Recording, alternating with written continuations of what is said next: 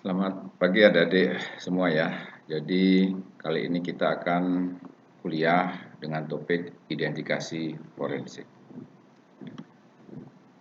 Dan objektifnya adalah adik-adik nanti diharapkan paham tentang proses identifikasi, kemudian peranan adik-adik sebagai dokter dalam proses identifikasi, memahami jenis-jenis identifier yang akan digunakan dalam melakukan proses identifikasi dan apa itu manfaat identifikasi.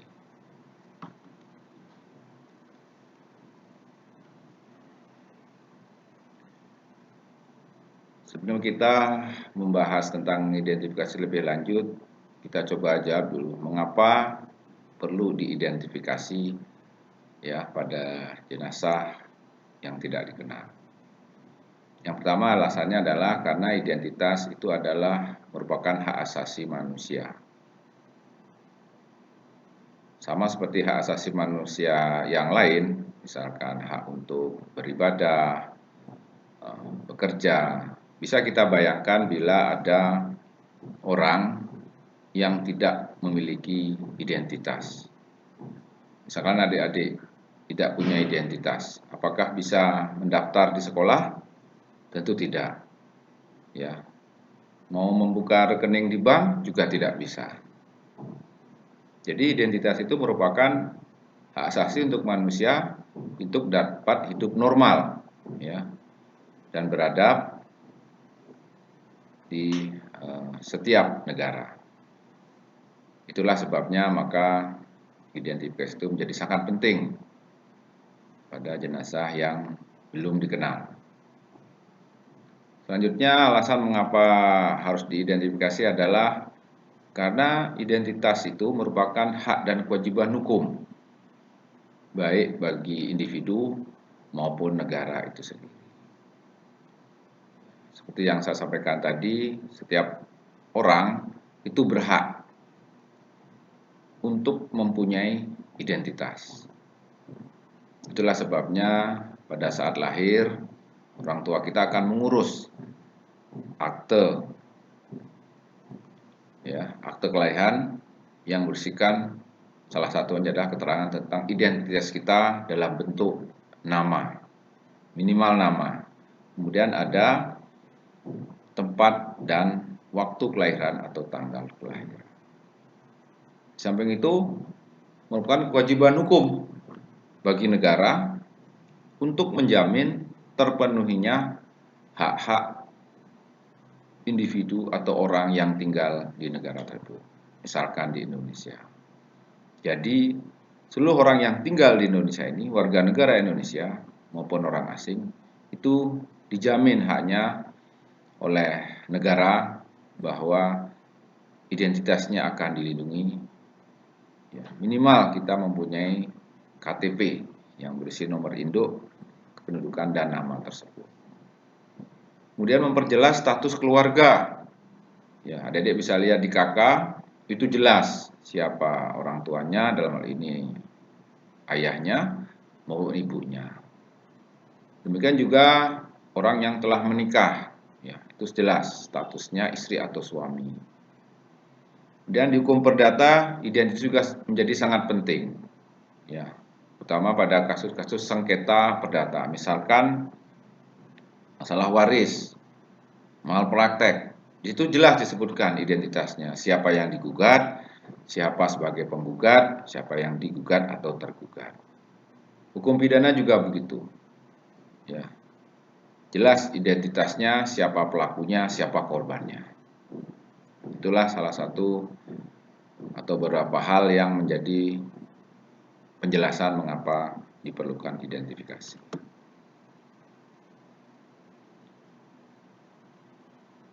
Di hukum pidana yang selalu dimulai dengan proses penyelidikan maupun penyidikan, ya, itu identitas adalah menjadi hal yang pertama atau pertama kali yang harus dapat ditemukan oleh penyidik. Kita lihat di Trigunum barang bukti atau dikenal dengan segitiga barang bukti. Salah satunya adalah identitas, ya, baik korban maupun pelaku. Kemudian bukti yang lain adalah olah TKP dan senjata atau alat yang digunakan pada tindak pidana tersebut. Nah, adik-adik, seperti kita ketahui bahwa pada umumnya ya tindak pidana pembunuhan misalkan itu korban seringkali kenal dengan pelakunya. Kecuali pembunuhan acak. Pembunuhan acak itu misalnya begini. Ada perampok masuk ke minimarket.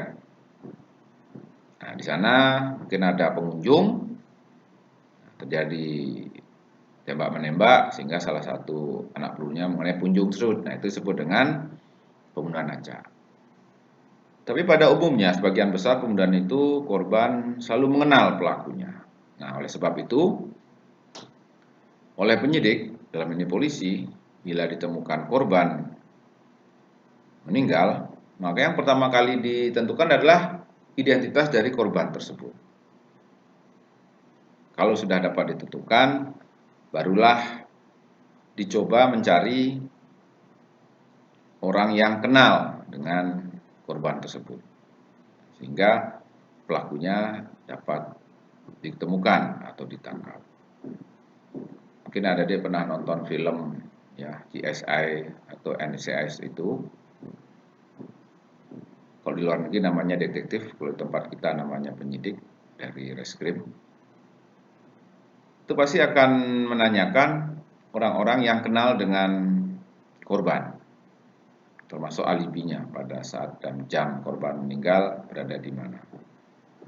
Nah, itu menunjukkan bahwa secara umum korban itu mengenal pelakunya. Jadi pada proses penyidikan dengan korban meninggal, identitas pelaku maupun korban merupakan langkah pertama di dalam mengungkap kasus tersebut. Kita masuk ke proses identifikasi. Jadi pengertian dari proses identifikasi itu adik-adik adalah merupakan pengenalan jati diri, ya, baik korban maupun pelaku, dengan cara membandingkan data antemortem dan data postmortem. Nah, seperti yang tadi saya jelaskan di slide sebelumnya bahwa identitas itu yang kita cari itu adalah korban maupun pelaku.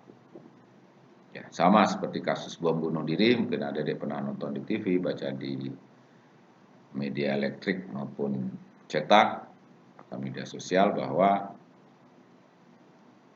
yang diidentifikasi itu semuanya, ya, baik korban maupun pelaku. Caranya dengan apa? Dengan cara membandingkan data antemortem dan data postmortem. Di sini adik mengetahui ada istilah data antemortem dan data postmortem.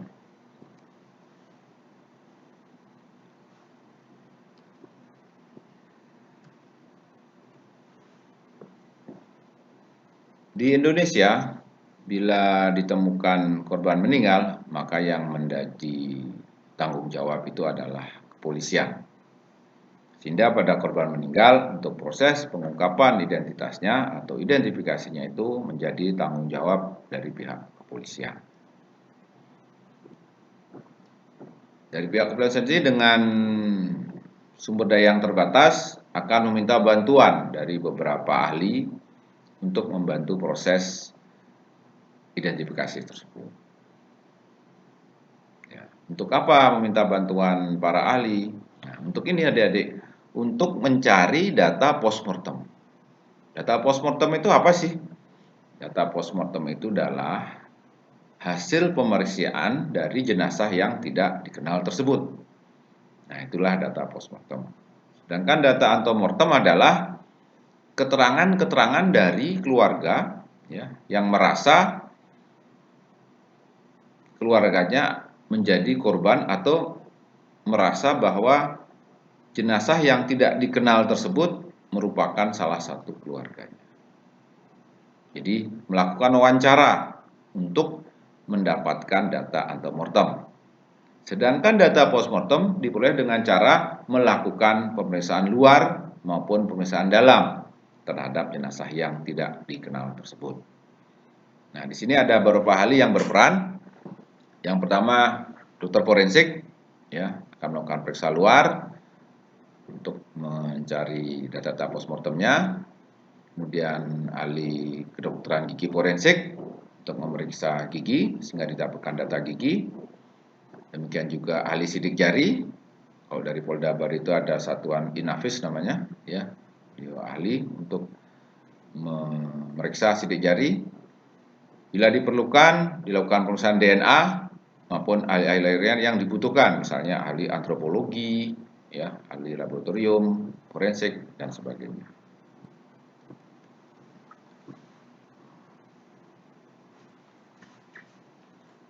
Berikutnya adalah apa peran adik-adik sebagai dokter dalam proses identifikasi. Kita lihat alur ini ya.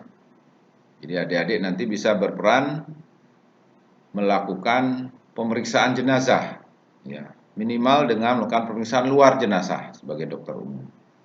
Dari sana akan didapatkan data-data postmortem. Bila adik melakukan wawancara dengan keluarga yang merasa jenazah tidak dikenal tersebut adalah keluarganya, maka adik-adik nanti akan mendapatkan data antemortem.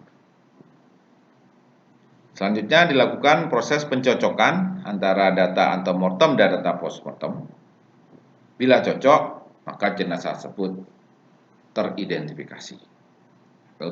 Jati dirinya menjadi jelas. Namanya siapa, tanggal lahir, tempat tanggal lahir, keluarganya siapa, itu teridentifikasi.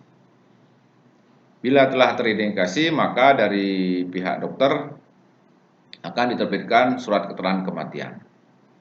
Surat keterangan kematian itulah yang nanti akan dipakai oleh keluarga, bisa istri, suami, anak, orang tua, untuk mengurus misalnya punya asuransi jiwa. Istri bisa mengurus pensiunan suaminya yang ternyata meninggal tersebut, menjadi korban, atau pencairan deposito, dan sebagainya. Itu dari hukum perdata. Sedangkan dari hukum pidananya, bila teridentifikasi maka dapat menjadi langkah awal dari proses penyelidikan untuk mengungkap kasus pembunuhan atau penganiayaan yang berakibat korban mati.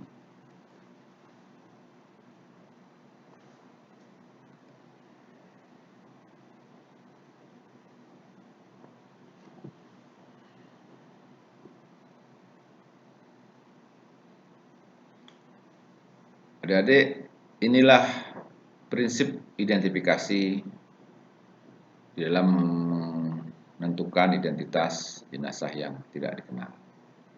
Yang pertama adalah pengumpulan data postmortem.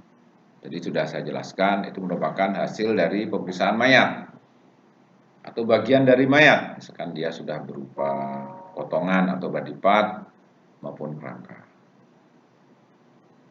Kemudian mengumpulkan data antemortem, yaitu informasi atau melakukan wawancara dari pihak keluarga yang merasa kehilangan anggota keluarganya atau menjadi korban tersebut.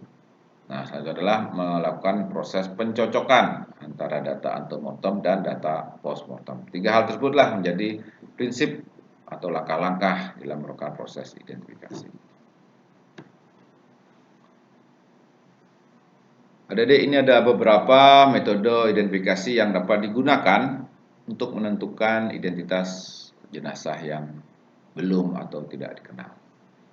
Yang pertama ada yang disebut dengan metode visual. Di sini dilihat adalah wajahnya, ya. Jadi dengan cara melihat, itu yang pertama kali adalah dikenal dari wajahnya. Berikutnya adalah ciri-ciri yang bersifat khusus, ya.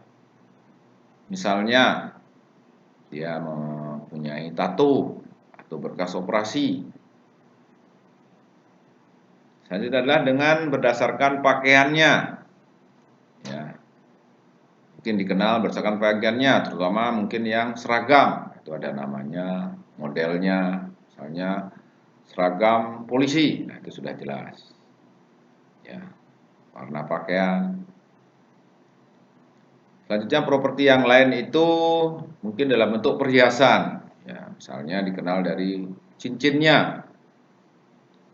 Mungkin korban menggunakan cincin keluarga, ya, dengan batu khusus milik keluarga, sehingga keluarga bisa langsung kenali bahwa itu keluarganya. Berikutnya adalah dokumen, misalnya KTP, jadi korban membawa kartu identitas, ya langsung bisa dikenali. Kemudian dengan melihat fisiknya, mungkin tato-tato seperti tadi ya, visual ciri khusus.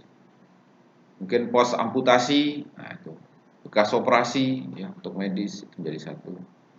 Dari gigi juga bisa dilihat dari hasil pemeriksaan gigi dalam bentuk dentalgram mungkin atau X-ray, foto rongsen di gigi, baik panoramik maupun per giginya. Dari golongan darahnya juga bisa untuk menyingkirkan, men-screening. Kemudian dari DNA untuk menentukan. Itu adalah beberapa metode-metode untuk mengidentifikasi. Kita mulai dengan identifikasi wajah. Menurut Interpol, dahulu masih bisa diterima atau paling mudah. Akan tetapi sekarang tidak bisa digunakan lagi karena terbukti banyak biasnya, sering salah dan terbatas pemakaiannya. Kenapa dikatakan terbatas? Karena pertama tentu wajahnya harus utuh, tidak ada cedera di wajah. Kemudian belum busuk dan memiliki ciri yang cukup khas. Seperti kita ketahui bahwa bila jenazah tersebut telah membusuk atau ada cedera yang parah, misalkan luka bakar, nah itu tentu menimbulkan kesulitan bagi orang yang kenal untuk menentukan ini siapa. Ya, karena sudah berubah, tidak seperti biasanya pada saat masih hidup. Oleh karena itu, maka dari Interpol, International Police, tidak bisa dipakai lagi identifikasi wajah. Tetapi pada kasus-kasus yang biasa, mungkin dengan syarat jenazah masih utuh, itu masih bisa diterima untuk screening awal, bukan untuk menentukan.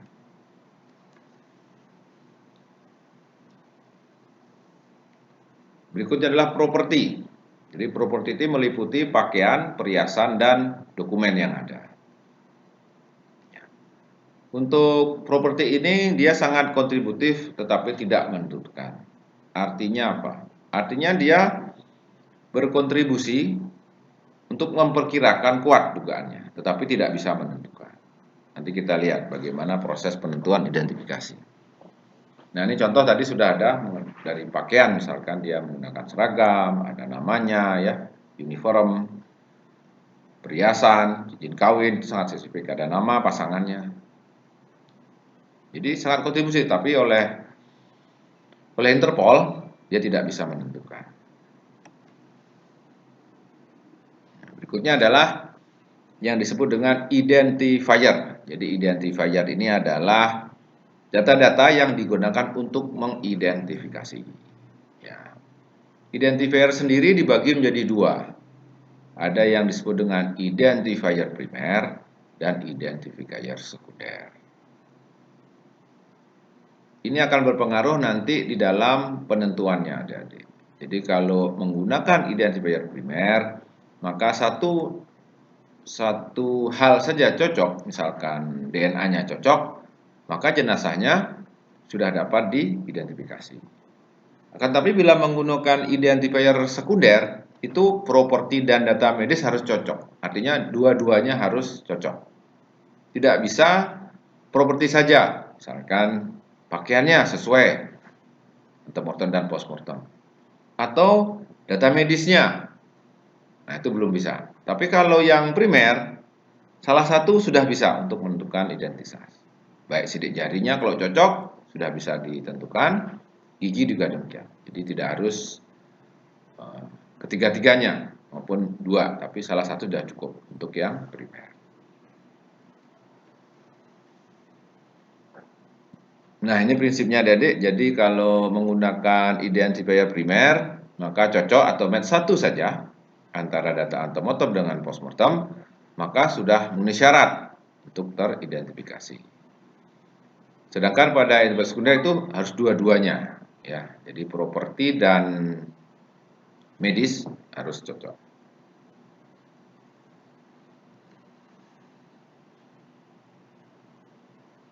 Nah, ini dengan antropologi kita bisa memperkirakan ras, kita bisa memperkirakan jenis kelamin, umur, tinggi badan, dan paturitasnya. Atau dia sudah pernah melahirkan atau belum. Demikian juga bila temukan terangka, maka pemeriksaannya juga sama. Jadi kita melakukan proses identifikasi untuk menentukan jenis rasnya, jenis kelamin, umur, tinggi badan, paturitas. Ya, rasnya bisa kita tentukan apakah dia mongoloid, ya, orang Asia, Kaukasoid, Eropa maupun Negroid. Jenis kelamin, laki perempuan, perkiraan umur, tinggi badan, dan paturitas.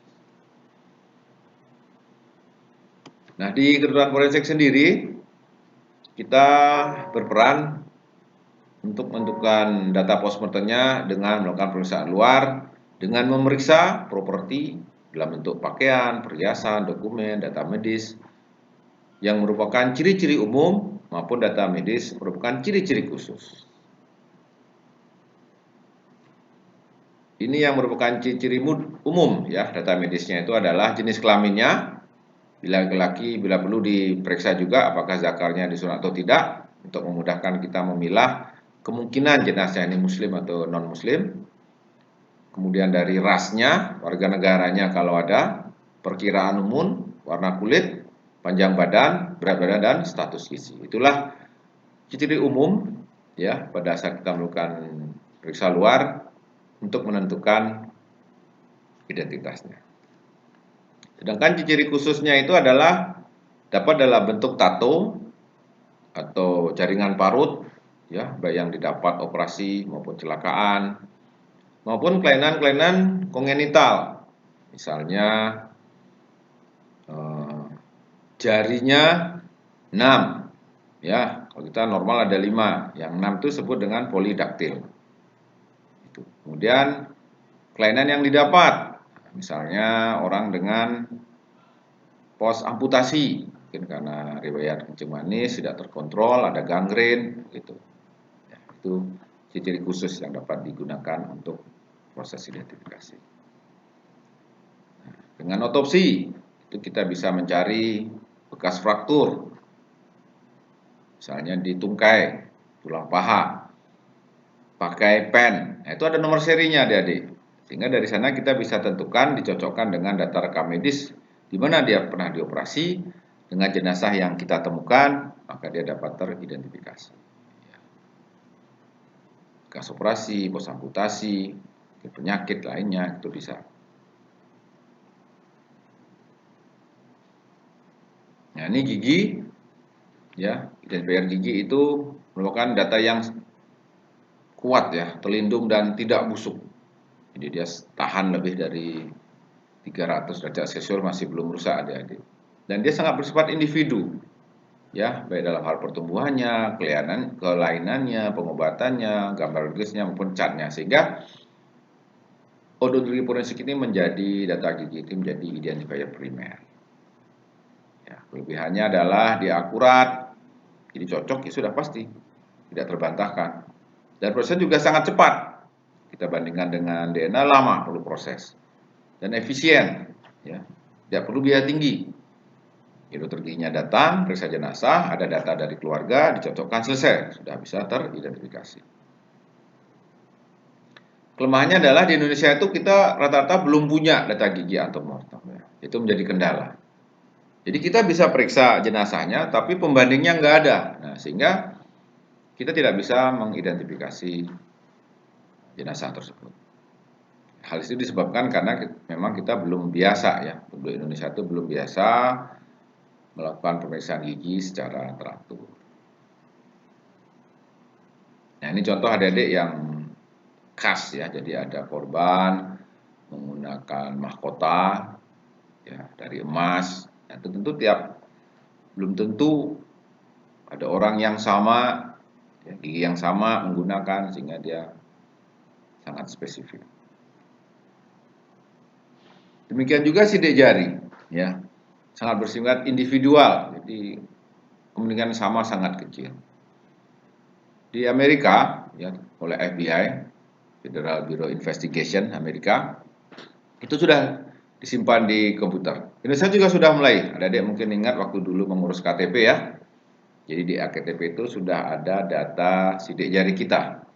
Nah, sehingga nanti memudahkan untuk melakukan proses identifikasi. Dengan syarat tentu jenazahnya masih utuh. Dalam artian sidik jarinya masih bisa diambil. Kalau sudah membusuk lanjut atau rusak berat, ya tidak bisa. Mungkin data antemortemnya ada, data postmortemnya yang tidak ada. Kebalikan dengan gigi.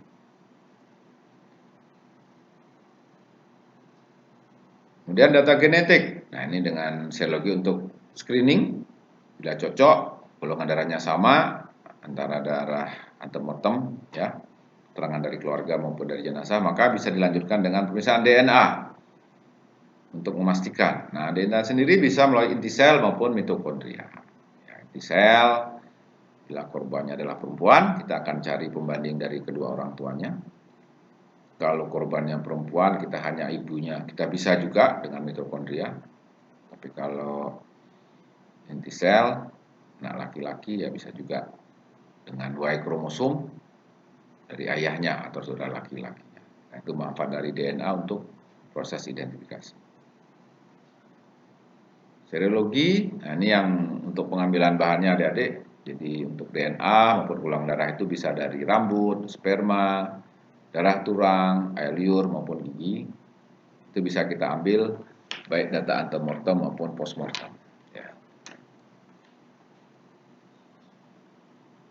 Nah, ini contoh ya, pada kasus ada temuan mayat.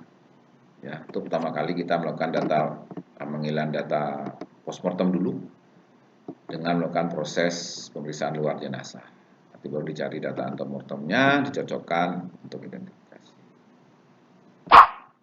Nah, ini contoh kasus-kasus ya, bom.